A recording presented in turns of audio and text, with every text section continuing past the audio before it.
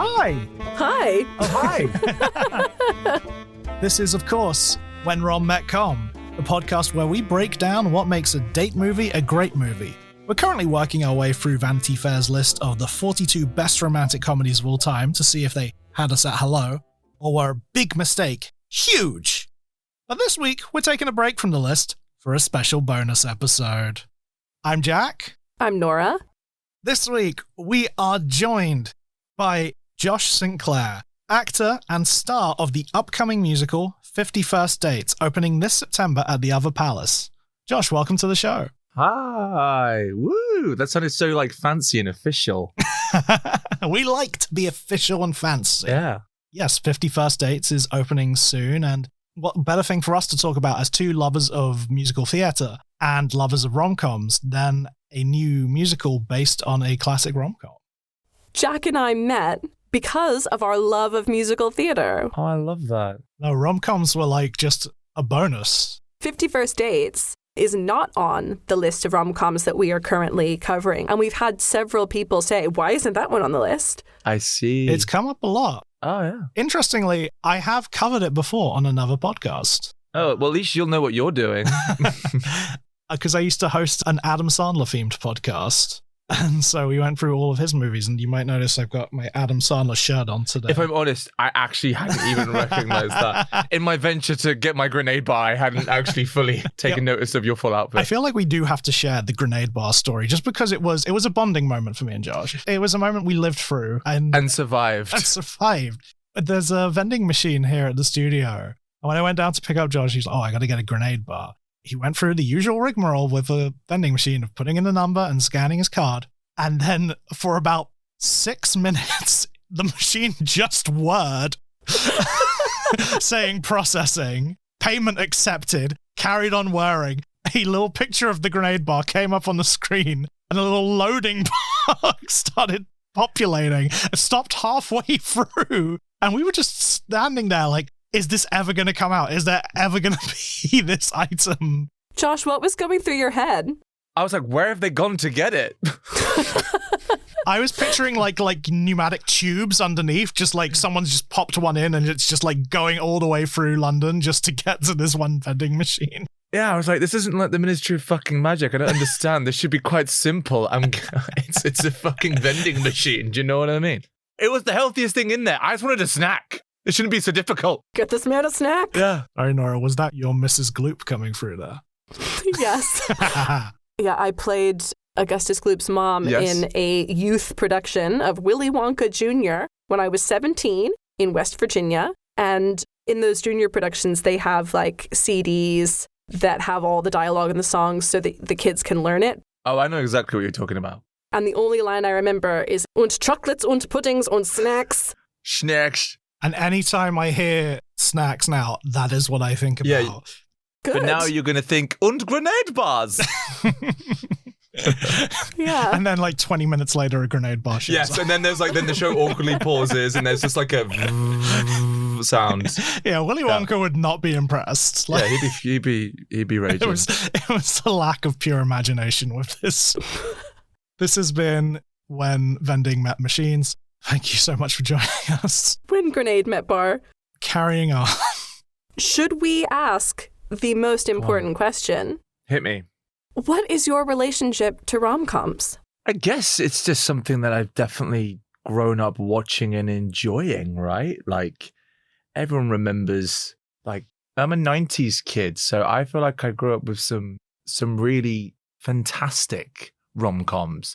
My earliest memory of a rom-com is a movie called Notting Hill. I say that as if this really rogue, obscure indie movie.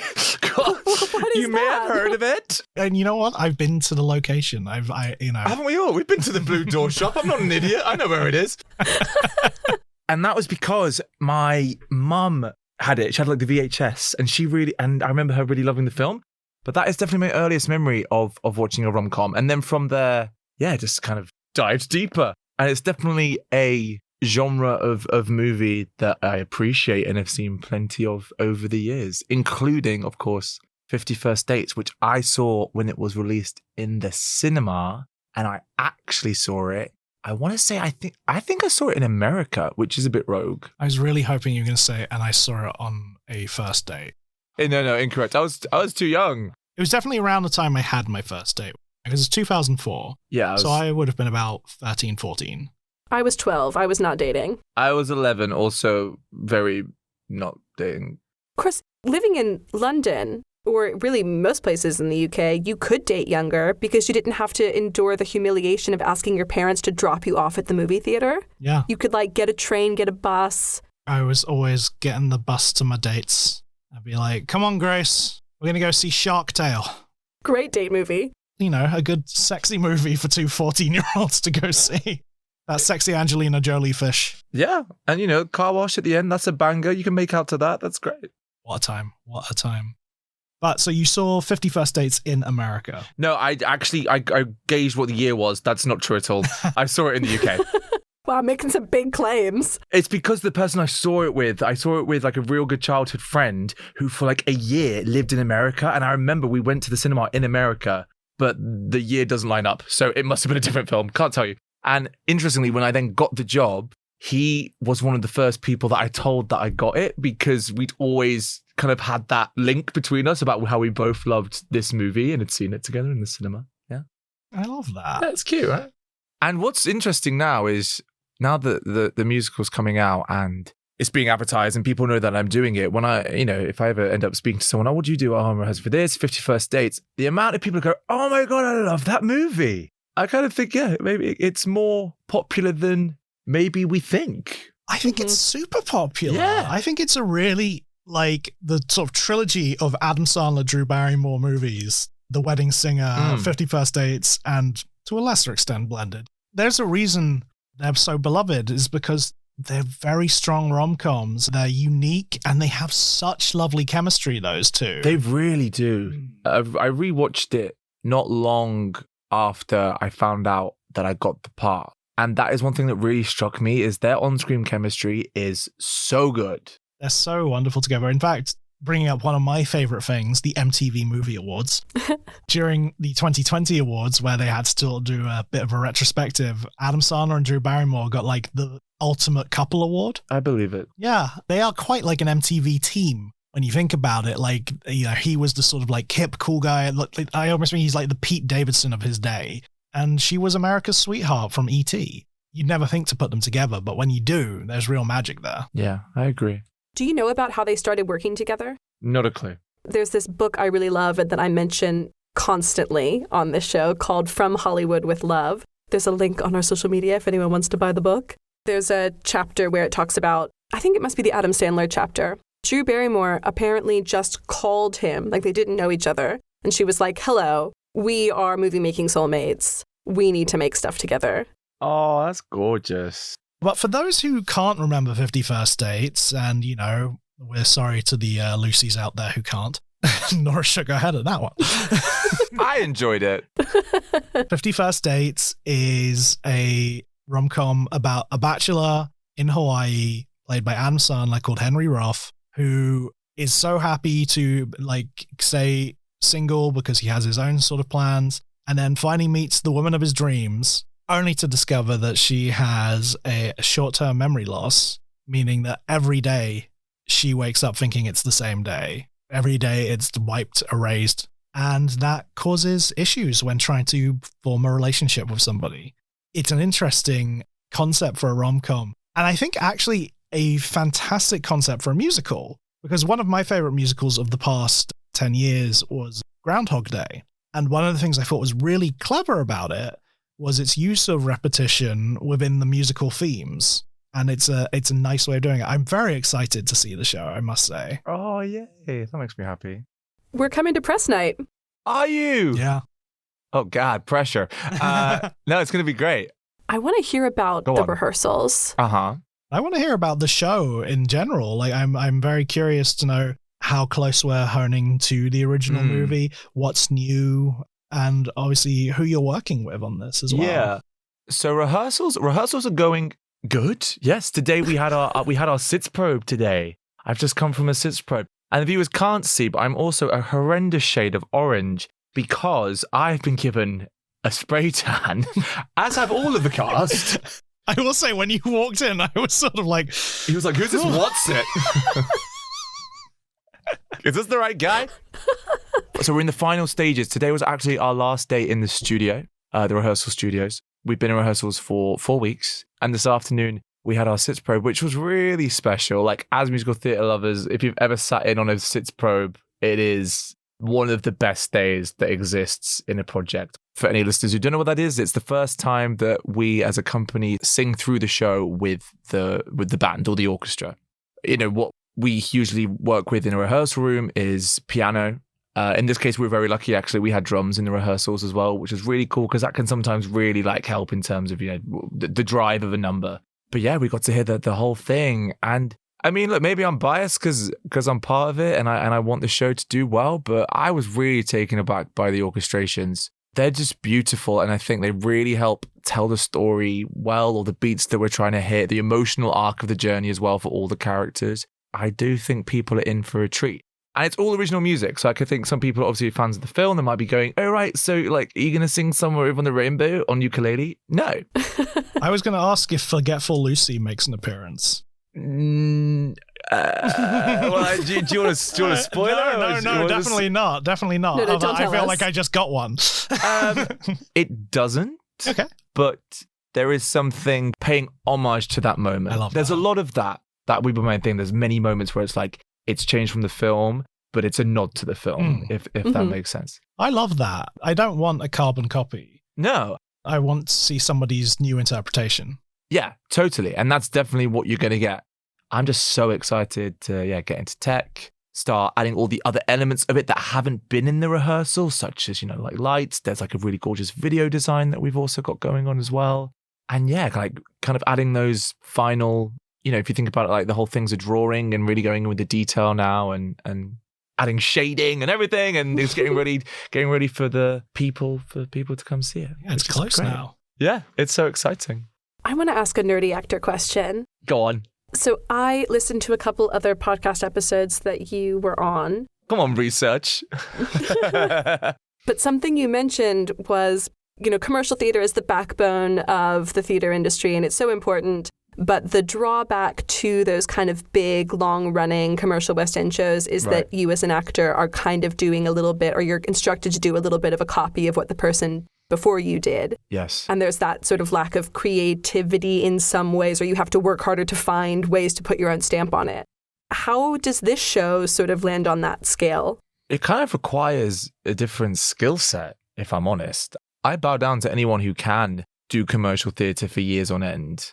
It takes like a very specific discipline to be able to stand where you need to stand exactly at the right time and turn your head and move your, you know, like the specificity of it all, I guess. Whereas this just has, a lot more freedom. There's a lot more discussion, which is really exciting for me. Like, I love that. Like, that's kind of where I thrive, this element of craft, which I don't think exists as much in commercial theatre. Whereas I would actually probably class this as a commercial show, right? Like, it's got a big name and there's, you know, big commercial producers attached to it, but the process of getting it on its feet is totally different. And that's been wonderful. Like, I feel like I've really thrived in that environment and being able to offer suggestions and talk with Casey, our director, and David and Steve, who are the writers of the show as well, and be like, well, can you say this? Because I feel like my interpretation of that line is that, you know, I can't think of an example off the top of my head and then go, oh yeah, oh, that works. Or sometimes even I'm kind of one of those people who thinks seek forgiveness rather than ask for permission. So like be reading a scene and then like throw in a joke and then just see if it lands. And sometimes you crash and burn and they're like, that was awful. But then sometimes they go, that was so funny, we're putting that in. And you go like, yeah. You're very similar in that way. Like except that. I don't know about this crash and burning thing. You're like, oh yeah, Jack 100% hit rate 100% every success. single time. Oh yeah. So yeah, I've been really grateful for the opportunity to like flex some different muscles. And it's like me doing it. I'm not working from a template. There's nothing for me to reference. There's no soundtrack for me to listen to. Like the songs, I'm being played a melody and then it's my voice being put on top of it.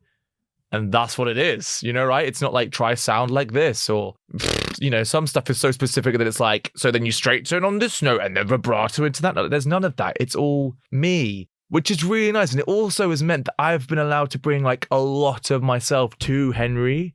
This is the closest I've ever felt to like being myself on stage. Oh, that's amazing. Which is really nice because it's also then like, there is acting required, of course there is, but it's just like an extended American version of me. And is this because you can picture yourself sleeping around with women in Hawaii? Yeah, I'm a massive commitment phobe, misogynist. Yeah, perfect. No, I don't know. I just think, particularly in our version, like there's just a real kind of like charismatic charm, laid back energy to Henry, which I like really buy into. I think that exists within the film as well. Like there is a sweetness to Henry Roth that makes that movie work. Put it in someone else's hands, and I don't think that character would be played as nicely as it is. This is the whole sort of focus of my previous podcast, is that like Adam Sandler does a lot of movies that we don't like, and yet we always like Adam Sandler. So why? So we had to, that was our delve in on that. It is a character from the version I know that despite, being a guy who sleeps around with a lot at the beginning, but that you do fall for him because you notice the sweetness of him. Helps that he works with animals. You can't hate someone who works with animals. Then you might hate me because I'm not a vet. I was going to ask, is there like a walrus puppet? Well, here's the thing. You guys are going to come to press night, so you're going to see for yourselves. Do you want to know? Do you want the spoilers? We only want you to give away what you feel comfortable giving away. Let's tiptoe around it. Well, what I would say... It's not going to be the movie. And it's very much that. So when I was speaking to Steve and Dave, who are our writers, they wrote the book, music and lyrics together. And this is their first time having like something of this scale being put on. So it's kind of their first time out as well. So we're all learning together, which is lovely. I remember having this chat with David on day one about how I love this adaptation, because I read the script before we started, even though now it is probably a pretty different script because it's changed so much during rehearsals. But the essence of it is the same. And it's not the movie with songs shoehorned in, which is, without naming any specific titles, I do think musical adaptations of movies that we love and know. There are definitely a few that jump to mind. There's a few that like they kind of follow that template that people are waiting for that quote or that moment. And so you do find it stays very, very true to the screenplay, and they just find songs, or they find moments in the script to go, that looks like a good place for a song, let's write one. And then they just like shove it in. And sometimes that works. And sometimes it really works. But even if I compare it to the show which I came off in May, which I was playing Sam Wheat in Ghost, like another, I mean, not a rom-com, but like a rom... It's a romance. Thriller. Rom thrill. Nora, have you seen Ghost? I actually haven't seen Ghost. Oh, you know what, you'd like it. It's a good film. I never saw the show, though. Yeah, the show's nice, but what I would say about it is it is the screenplay. There's so many of the lines are the same. It follows pretty much scene for scene what's going on. To compare it to another Adam Sandler, Drew Barrymore movie that was adapted into a musical, A Wedding Singer is it's a lovely, fun show, but it is very much what you're saying. It's very beat for beat. I mean, I believe the book was written by the guy who co-wrote the movie. So the same happened with Ghost. The screenplay writer wrote the book. So of course it's the same. Whereas Steve and Dave got permission from the writers and whoever had the legal jargon to then go, oh, we can now run with it how we want. And not to say the screenwriter jumping on doesn't work, because it does. I was a huge fan of Mean Girls. Yeah, and that was all Tina Fey, right? Yeah, but it is exciting to see a new take, I think. Yes, and I think that's exactly what we're doing. It's a new take.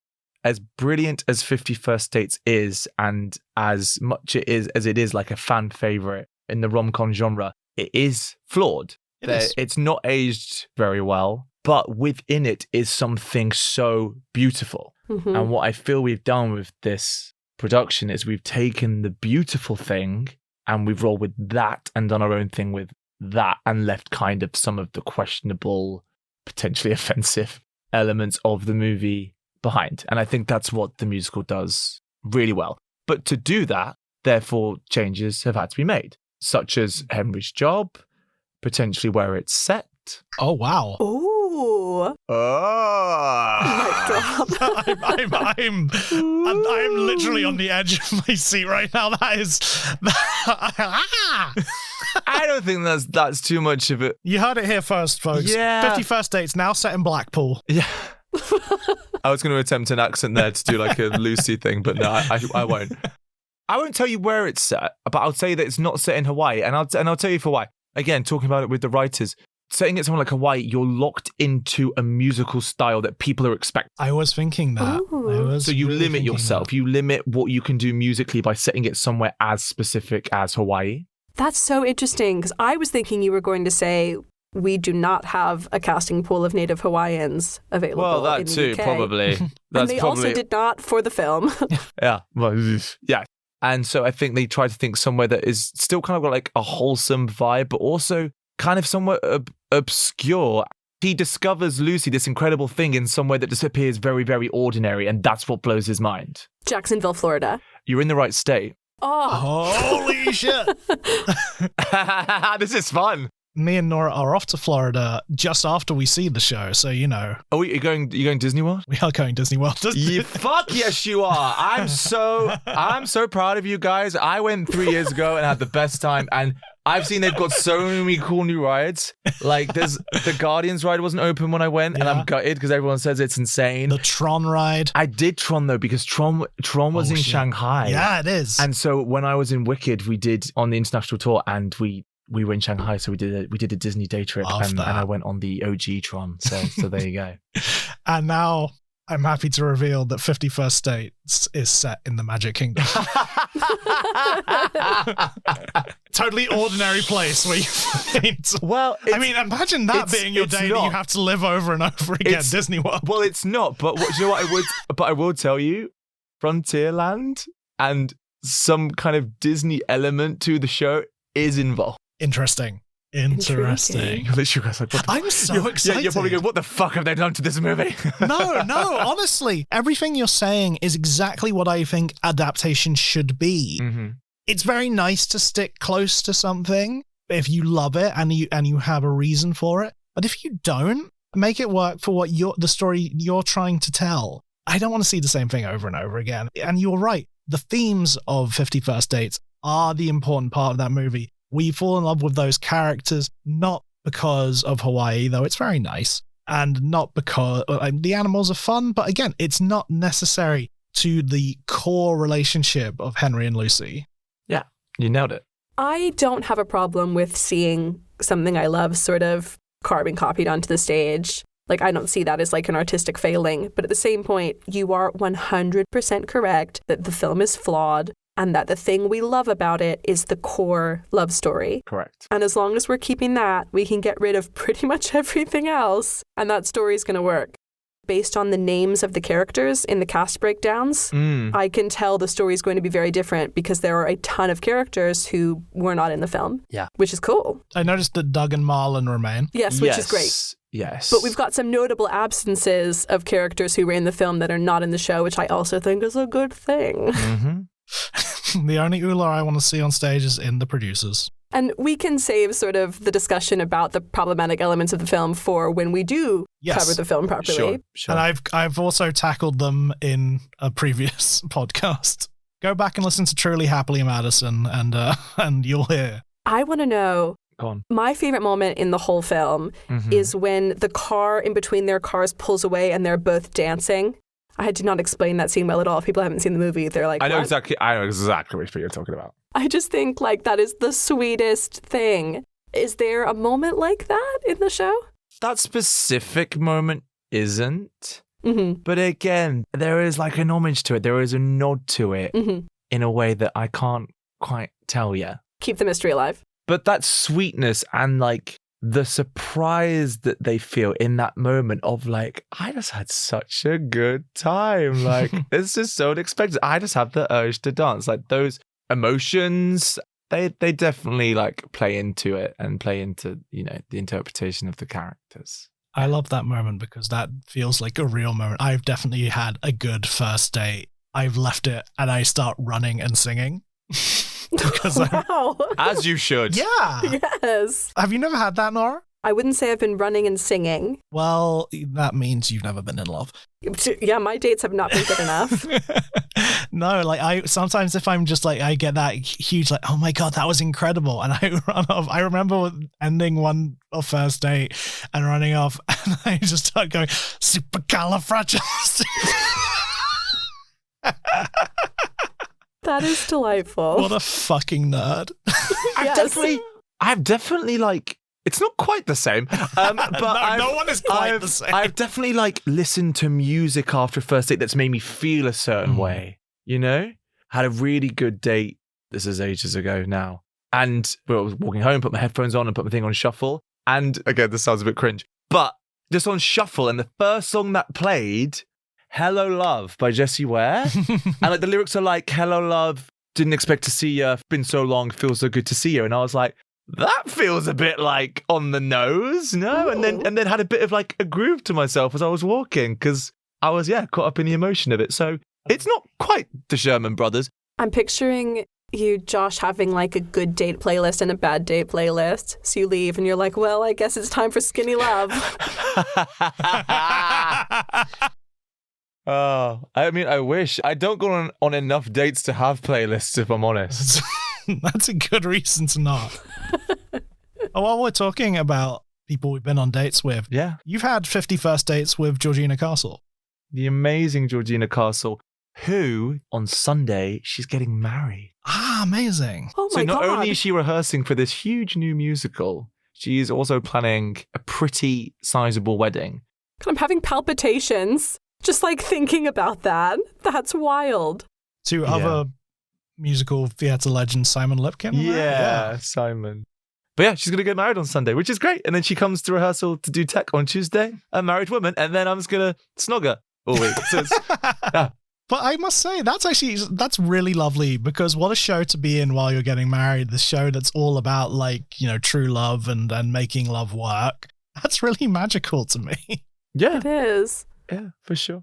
But yeah, Georgina is sensational. I remember we read together in the audition for the show. There's just energy in a room. I could tell the vibe between us was strong, and you can just feedback from a panel. They don't have to say anything. They're just looking at you smiling and endearingly being like, this looks really good. So I kind of had a feeling it was going to be her. And then when I found out that it was her, I hadn't seen Mean Girls, so I managed to get a ticket to it and stage doored after just to say hi. And it was just like a really sweet moment. I hadn't seen her since literally that audition, but we both knew each other was doing it. And it was just like a very sweet, earnest, it's you. Just had a really nice hug. Yeah, just talked about how excited we were to be working together. For listeners who don't know, Georgina played Regina in Mean Girls in the West End. And was unreal. And what's hilarious about it is like she couldn't be further away from Regina if she tried. She's literally the nicest human. It's a challenge, I think, to play Lucy. This idea that you do have to approach every scene, where we're now at a different day. Literally, she has to forget everything that's just happened previously in the show. You know what I mean? I think like that's like a challenge, especially in the darker moments where like there's same thing as the film where she finds out that her life is a lie, and then she finds out that she was in an accident. Like we have all of those beats in the show too, and she has to go to this potentially like really dark, sad place. Next day, she has no idea it happened, and we're back in the cafe, and she's in a good mood again. So she does have to go on a bit of a ride in this show, and she plays it beautifully. I'm so excited for people to see her because it's also so different from Regina. Yeah, that is a real challenge because normally like the arc of a show, like a lovely thing about stage versus film is you build up to these climactic moments and you have your whole time on stage and the whole arc of the show to get you to that moment. Mm-hmm. But it's like that's not really how it works for her because each scene is this like moment. Yeah, that's interesting. Whereas Henry's arc is just totally different. Like Henry's through line is a bit clearer in that regard. But Henry's also a gorgeous character because he undergoes this massive sense of change, right? Starting the piece as someone who's very scared of commitment for reasons actually which it's never really brushed on in the film. Women just don't fit in with his lifestyle and stuff like that. But it goes a tiny bit deeper in the show and we kind of realize why that fear is there. And then meeting Lucy, having these feelings that he never really thought were possible, and then undergoing, this massive arc of change to become the man that he probably always knew he could be, but was just scared of becoming because of what the consequences of it could be. I keep saying it, but I'm just so excited to see the show. It sounds like the complete, I think, right way to tackle this material. I'm excited for it just to be in front of an audience full stop, so we can just because when you're rehearsing a comedy, things stop being funny in week 3. Like, I've heard this joke. So I'm really excited to take the material, in front of, I say a crowd. Well, how big is the other palace? 400 seats? Reasonable sized crowd.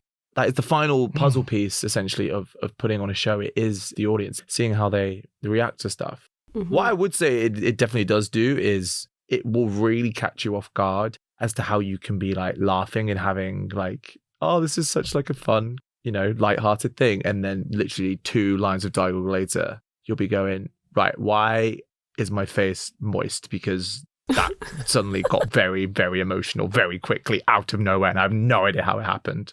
I think that's one of my favorite things in musical theater in general is that, oh my God, that lyric just hit me in a way I wasn't expecting it to in what I thought was a comedy. And now I'm like, oh. Yeah. And I think, like I said, I think that is what will really catch people off guard. And the show has so much heart. I can't think of many shows out right now that I think have as much heart as this, in the sense of it's about relationships in general. It's not just the relationships between Henry and Lucy. It's also Lucy and, and her family, and Lucy and the people in the cafe, and all her friends, and then Henry with his own issues, his own relationship with his own commitment issues. There's so many different relationships that the show looks at. So you see it from so many different angles. And I think it's really beautiful. We've come at it from such a place of empathy as well. We've got a really gorgeous group of actors, which again I think adds another layer to it, where everything's just played really beautifully and truthfully, and you've got the comedy in there, but you've also got some really touching moments in there, not just between Henry and Lucy, between all the characters. And I'm buzzed. It's funny you talk about the touching moments, just because I got a wonderful text from Nora earlier this week saying, why am I crying watching 50 First Dates? Because it's sad. Yeah. And it's beautiful. Yeah. I was weeping. It is a rom-com, right? But the second half of it is actually really sad. I mean, it's people trying to make decisions they think are the best for themselves. Yeah. And best for each other. And sometimes those are hard decisions. Yeah. And it's really upsetting. There are a few more upsetting moments than Adam Sandler sailing a boat, singing badly along to the Beach Boys. You know what really got me? So she reads this journal every day to remind herself of the things that she, has been experiencing. Mm-hmm. And she tells him, I need to break up with you because I'm holding you back. So I'm taking you out of my journal. It will be like you never existed. And a detail I'd forgotten over the years is that he sits with her and helps her erase himself from her journal. And I was in floods. It is one of these things that really does hit hard. The bit actually for me that really got me watching it the other day is when he is working and she walks past out on a field trip. And he just sees her and she sees him and she smiles and nods and that's it. And that idea just killed me. Yeah. Something actually I wanted to put to the room. Before we do, can I quickly add which bit made me cry? But it's a happy tear thing. It's it's the end. It's that overwhelming realization that, oh my God, she actually got to live her life. She didn't get stuck in one day. They made it work. Even though her head doesn't remember, her heart does. Even though the slate gets wiped clean every night, she still felt those emotions, which only meant that as feelings developed and stuff like that. It's all about her trusting her gut. She wakes up and she doesn't know this man in her head, but everything about her knows that it's correct, which meant that she could do things like that they got married and that they've had a baby. She was able to actually do everything she ever wanted to do with her life.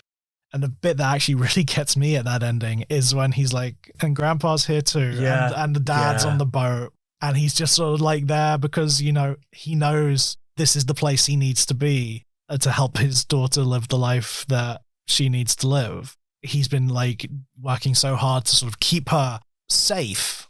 That moment, watching it the other night, I had no memory of that happening. And then watching it, I was like, oh my God, that's actually a really beautiful touch just to have him there. I think that's actually the last line of the film. Hi, Dad.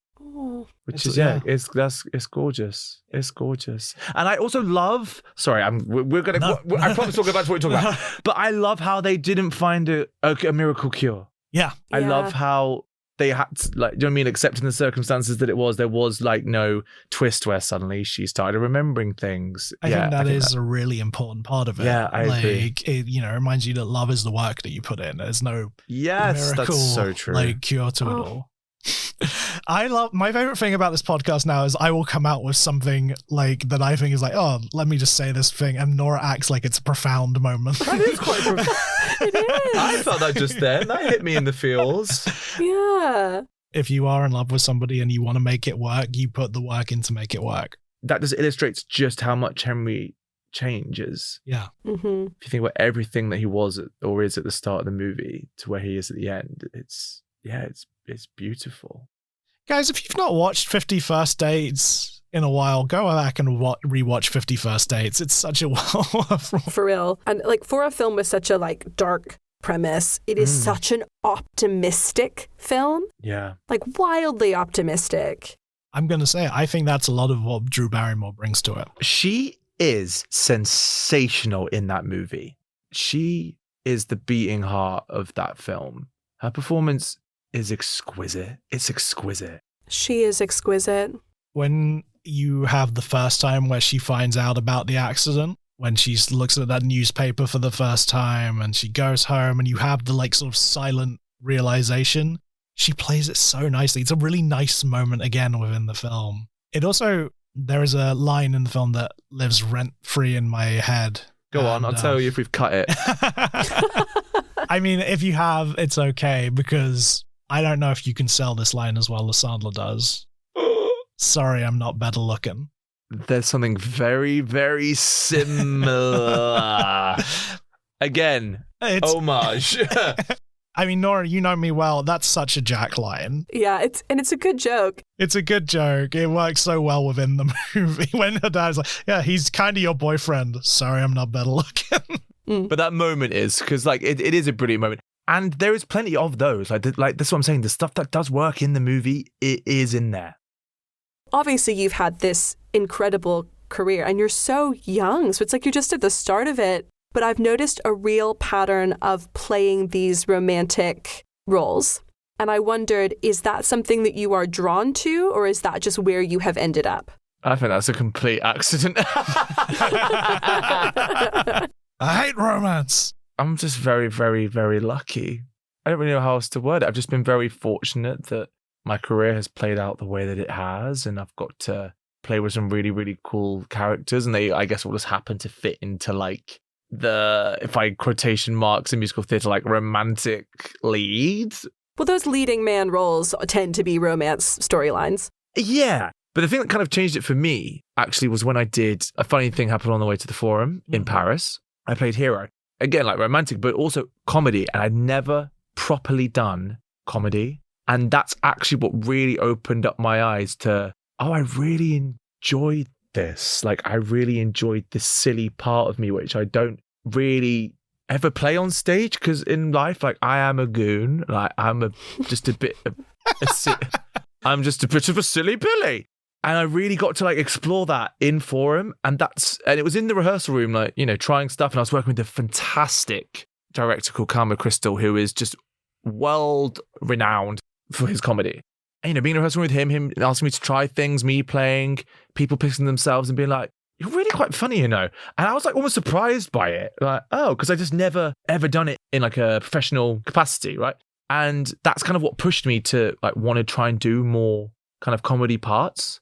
And like Henry's like a bloody gift of a part, because you get both. Like you get to do the romantic stuff, but at the end of the day, it is a comedy, and he is like a funny character and has like a lot of like comedy lines.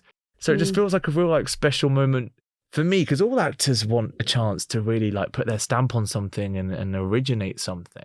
And the fact that it's come in a project like this with like great people attached to it, you know, Casey Nicholaw in the musical theatre world is a god. Like he's directing everything. He did Mean Girls with Georgina. He's done Aladdin. He's just done Hercules. Book of Mormon, Book of Mormon, which is like one of the biggest shows in the world. Next year, he's doing Greatest Showman. He's doing everything. And actually, what's been really interesting, I think, for him is, you know, when you're working for Disney, they're like, here's the unlimited amount of money. He can do what he wants. Whereas this is Other Palace is a very intimate space. It's a lovely space. It's beautiful. But I think for him, like, this is totally different to what he's used to as well. So he's also had to come into the room, like, thinking slightly outside the box. And I think it's, like, challenged us all in different ways. But imagine how big this show is going to be. So in like 5 years, it's going to be on Broadway and somebody's going to be on a podcast going, yeah, I have to say the line like this because that's how Josh St. Clair said it. Yeah, wow. To which I'll be like, no, baby, you do it how you want to do it. You do it how you want to do it. I don't know what the plans are post Other Palace. I can imagine a lot of it will depend on the reception that it gets. Like, does it get a following? Do people like it? Does it? Sadly, it's one of those really like cliche things, but like, does it review well? Mm-hmm. I will say, like, the history of things at the Other Palace lately has been really strong. Like, I saw The Lightning Thief there, which I thought was really fun. Heathers, which is now never not playing somewhere. So true. And I've never seen it. You've never seen Heathers? Oh, I know, isn't that crazy? It's a good time. I look forward to the one time a year where suddenly it's announced that Heathers is coming back to the West End, and you're like, has it gone? Yeah, I didn't realize. Does it ever leave? Yeah. It's a fun show. It's a really fun show. But like, yeah, I saw that for the first time at the Other Palace. Actually, I think I saw it back when it was still called the St. James Theatre. Oh, I miss the St. James days. Oh, yeah.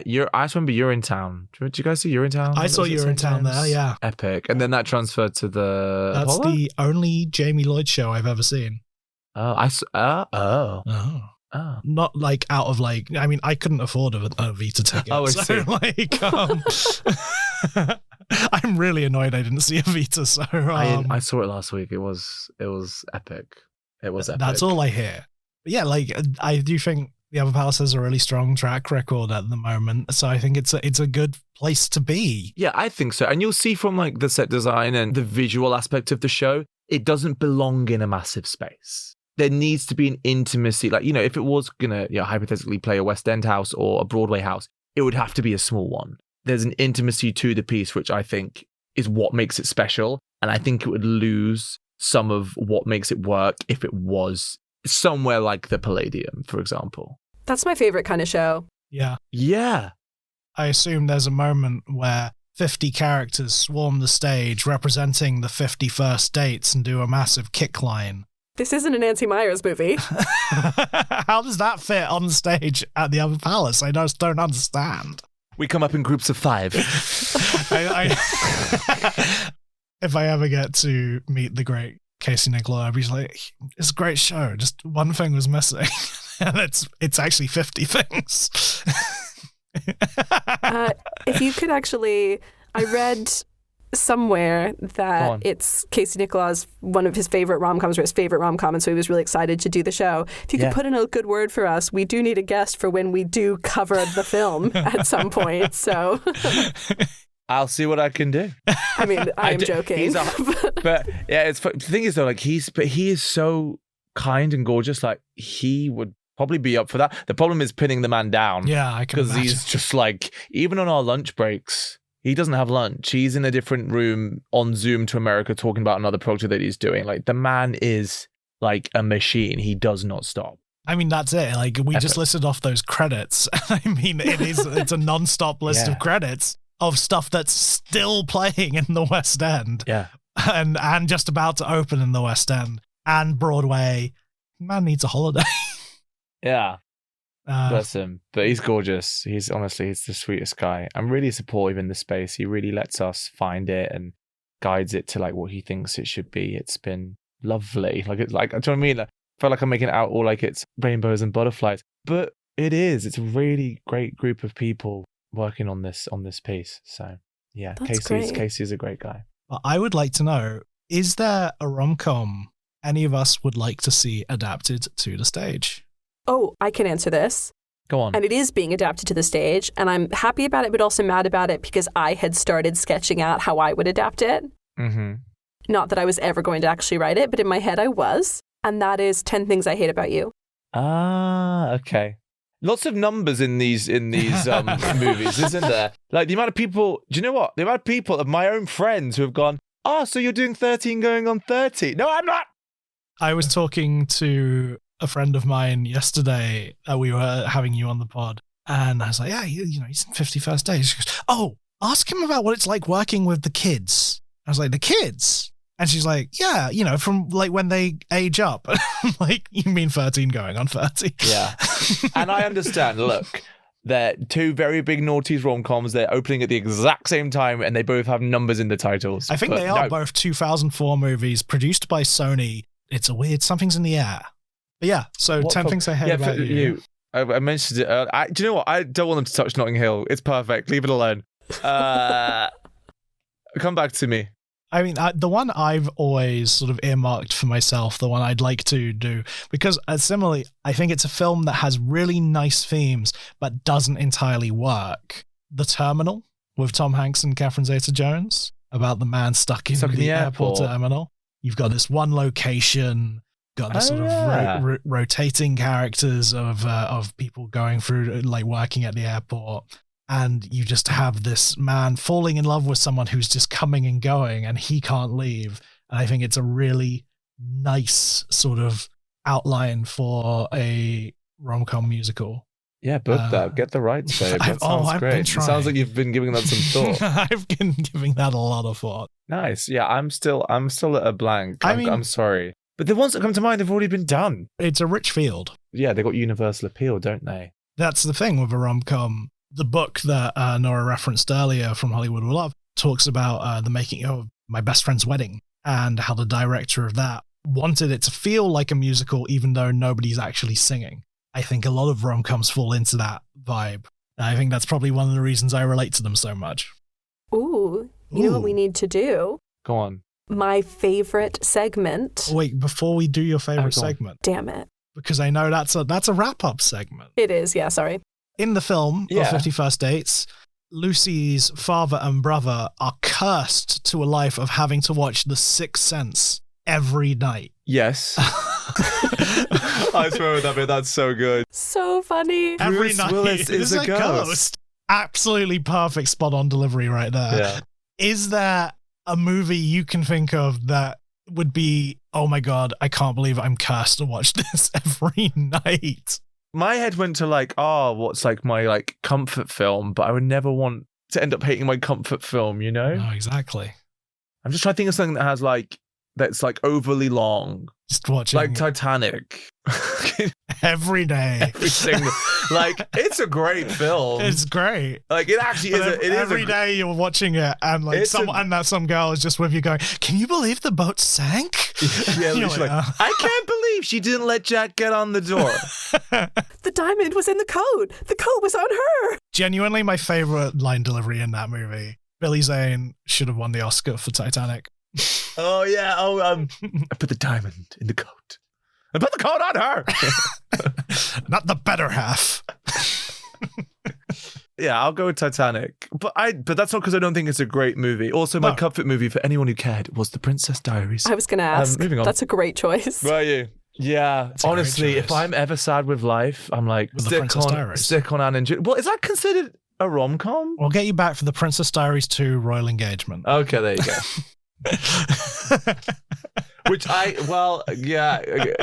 maybe not controversial opinion. Everyone's like, that's the better one. I disagree. I think the OG is a much stronger film. I've never heard someone say the second one's better. Really? Yeah. I think maybe it's the people I hang around with. I need to change my friends. What movie would you not want to watch over and over, Jack? I do watch movies over and over. Me too. I think Nora accompanied me for my 1000th viewing of South Park Bigger, Longer and Uncut. It's a great movie. And I'd be happy to keep that playing on a loop. It's got to be something I think that would just annoy me. I was like, what's annoying? It's Space Jam 2, A New Legacy. And if I ever have kids, my kid's favorite movie is going to be Space Jam 2, A New Legacy. And this is a film that I loved and thought was brilliant, but I think would actually kill me if I had to watch it every day. And that is Juror Number 2. Oh, shots fired!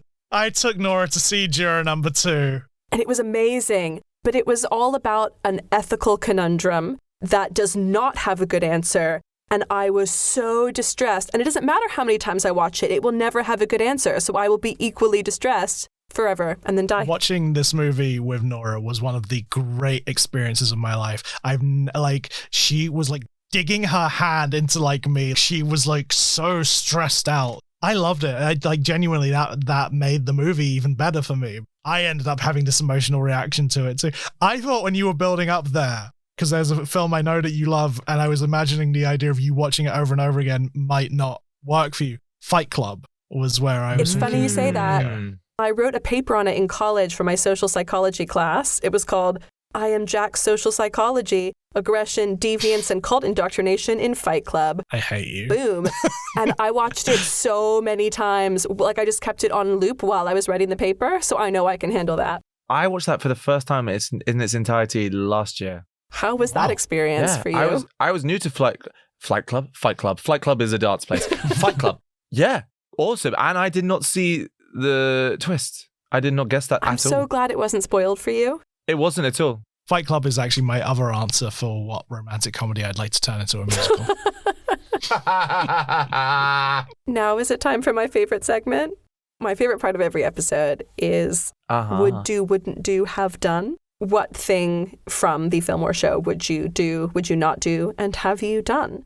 So, thinking of the 51st Dates cinematic and theatrical universe, what would you do? This is quite a beige answer. If it was a cafe vibe and I saw someone who I thought was attractive and I saw that they were alone and I was alone, I would potentially like say hi. I wouldn't necessarily go and put my fingers on their Waffle House, but I would maybe shoot my shot and be like, oh, hey, how you doing? And yeah, going, hey, you could use this toothpick as a hinge would be quite a cute move. Yeah, exactly. Yeah, I would do that. I think that's a good would do, because not everybody would do that. Thank you. Funny enough, my would do was I would build a Waffle House. That sounds like a fun activity to me. If I had to get out of seeing someone again, I would pretend to be a spy and jump on a jet ski. I'm surprised that's not your have done. That's really Sadly, good. No. But also, I didn't prep these because I thought we were only asking Josh. I also didn't prep these. Please join in. What wouldn't you do? Beat up a stranger with a bat? That's a great answer. Yeah. And probably, if I'm honest, I would not go to the crazy lengths that Adam Sandler does. Like, where the fuck does he get road construction signage from? And like if someone was at a diner and started like crying because they couldn't read, I wouldn't help them. That's so good. And you'll be thrilled to know that is not in the musical. Yeah, I'm glad. No, I do like that moment. I think Sandler plays that moment really funny. Yeah. He's going to try anything, and that's what he tries. And the twist that she knew the whole time is very funny. Yes, oh, you love that. I love that. In all seriousness, if I was Lucy's dad, I would not allow it to be my birthday every day. Some days I would go, hey, I'm not feeling well today. Or why don't we do something different? Or I'm actually not going to watch The Sixth Sense. Like, I would give myself a break because it is just one bad day. It is okay. Yes. Josh, what if, like, God forbid, something happens to Nora after we record this episode, and you and I just have to keep coming back here every day to placate her? We're recording our 51st Dates episode today. We have to get it out before their first preview. Literally. I'm like, it was 4 years ago. I beg. Oh my God. Please. I'm giving you permission right now to not do this every day if I hit my head on the way out of this sound booth I'm trapped in. I'm grateful. Thank you, Nora. Thank you, babes. Josh, what have you done? I'm trying to think of some of this like the stupid shit he does in the movie. If you're thinking of the movie, there's a lot of stupid shit that people haven't done in real life. What have I done? I've badly sang along to the Beach Boys. Nice. I have been to an aquarium. I have played a trick on a friend where then I let a walrus barf all over them. Haven't we all? That's such a boring answer. Haven't we all? Who hasn't? That's just rote at this point. What have I done? Do you know what? This could sound like maybe like a concept I did as opposed to something specific in the film. But I would say like in life, I do really try and live my personal life, trying to like enhance and enrich my friends' lives. And I feel like that is what Henry does to Lucy like throughout the film. And especially in the second half when he decides that he wants to try and help her and make it so that she's not trapped in this one day, like trying to make her life better, essentially. And I do feel like that's how I try to live my life with my friendships and my relationships, is trying to always like enhance them and make the lives of the people that I love better. That's so nice. Fuck me with my stupid answer. Oh, yeah, same. Oh my God, I went in with, I've been to an aquarium.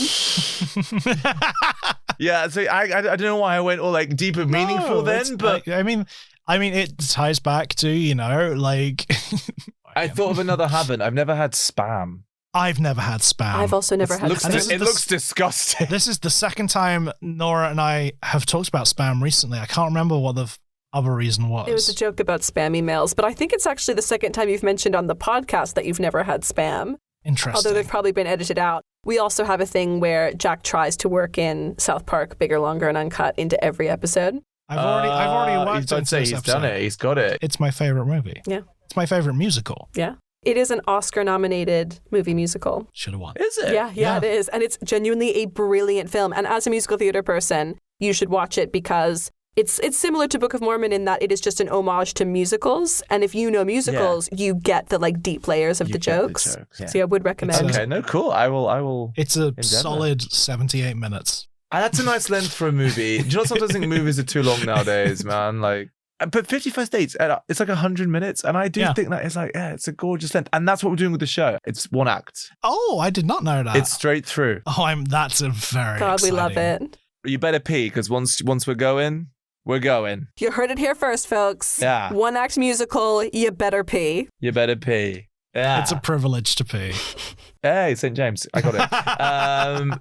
It also kind of really works with what the project is as well. There's not a real clear point where there would be an interval, and it is about 100 minutes. I don't think that's on purpose. I think that's coincidental. It's the same length as the movie. I would love it if it was on purpose. We've got to make it run the same length as the movie. I think we've got one last question for you. What percentage of comedy and romance? Yes, exactly. Yeah, right. So 0 is all romance, 100 is all comedy, 50 is the perfect balance of both. Where does the musical adaptation of 50 First Dates land on that scale for you? Oh, it's hard because I'm like, oh yeah, it's so like lovely and romantic and heartwarming, but then I'm like, oh yeah, but that bit's actually really fucking funny. I mean, it can be a straight up 50. It can. No, I'm gonna say 65 romance, 35 comedy. Ooh. Interesting. That's my gut. I also think the film is more romantic than it is funny as well, personally. Interesting. But I would love to hear your takes. Because I would have put it maybe like, actually, I don't know, because it is so romantic, but it's also doing all this sort of slapstick, all this gross out humor, which pushes it into comedy. Yeah. I think that's the thing. I like the romance more than the comedy in the film, but I do think there is a lot of the comedy that's there, and I just choose not to remember it because I focus on the bits that I like. Exactly. I just pretend that those scenes did not happen. There are things in it that are charming and funny and sweet, like that lean more into comedy for me. I would put it at, like, for the film, I think I'd go a 45, maybe a 40, but I do think it's more balanced than some of the stuff we've covered. It might end up being a 50, and I have not given a film a 50 yet. Okay, interesting. But obviously we can't rate the musical because we haven't seen it, so we'll... But once you have, please, like, I'd love to know what you guys, think of it and where you would put it. Maybe I am being a bit romantic heavy because it is really funny, but I also think like maybe I'm attaching it to so much of what I do in the show, which is like so romantic led, and it's the change. Like I think the show starts very firmly in comedy land, and although there is still jokes and humor throughout it, as the story develops, we move. The difference is as well, you're bringing this character to life. This character does not see themselves in a rom-com. They see themselves in a romance. Yes, which the comedy is a circumstantial. Yeah, the comedy just like sort of, my life I've been in like several romances, and I would see them as romances. Could they be adapted into romantic comedies? For sure. And like verbatim. What are you laughing at, Nora? It's a tragedy when it happens to me. It's a comedy when it happens to you. That's true. But what you just said, that is so interesting and so true. I mean, obviously I haven't seen the show, but if there is like someone in it who's playing a sort of more comedic supporting character, they probably see the show more as a comedy. That's a good point. I also am curious. Obviously we don't have a soundtrack for the show. So yet. Oh. So we can't. No, that's actually not. I wish. I bloody wish. I don't. Well, I know nothing. Let's, we can hope. We can hope. And if there ever was, we'd love to add a song from it to our playlist. Is there a song that you feel would have a happy place on our rom-com playlist? Yeah, there's a song that ever since I saw the title of it, I was like, that's going to be a banger. And then we learned it on day one and I was like, correct, banger. And then we heard it today in the Sits probe and I was like, banger. There's a song called Nothing Like a First Kiss. I'm excited. Yeah, I'm excited. Yeah. But I think that one, because it also really sums up what the show is. And yeah, it's gorgeous. And it's a whole company number.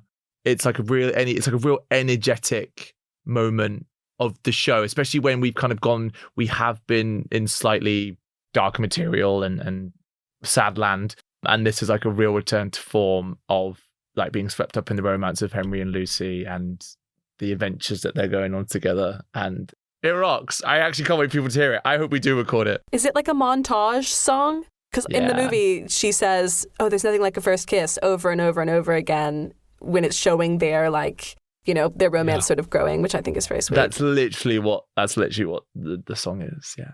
We were talking about this earlier, like taking a line from a movie and saying like, oh, we can throw a song in there. That feels like the appropriate place to do it. Correct. Yes, correct. Exactly. I feel like I want to sing it right now, but I'm not going to. I feel I might get sued. Yeah, don't do that. We don't want your PR calling us and being like, excuse me. We're 6 episodes in and we're taken down. Yeah, we'll cease and desist. Oh, Josh, it has been such a delight talking to you about 50 First Dates, and I can't wait to do it all again tomorrow. I don't know how I'm going to edit this because everything is great. I'll just make the episode 100 minutes. No intermission. P first. Yeah, that'll literally be the name of the episode. 50 First Dates, featuring Justin Clair. P first. Right, so 50 First Dates, the musical, is playing at the Other Palace from the 14th of September to the 16th of November. Performances are from Tuesdays to Sundays. We have matinees on Thursdays and Saturdays. And you should come see us because you're going to love it. And then you're going to love it again and again and again and again. Is there anything else that you want to plug? Any personal projects, or where can people find you on social media? So I'm also a singer-songwriter. Heartbreak does it to you guys. You pull a full Adele, Taylor Swift, whatever you want to call it.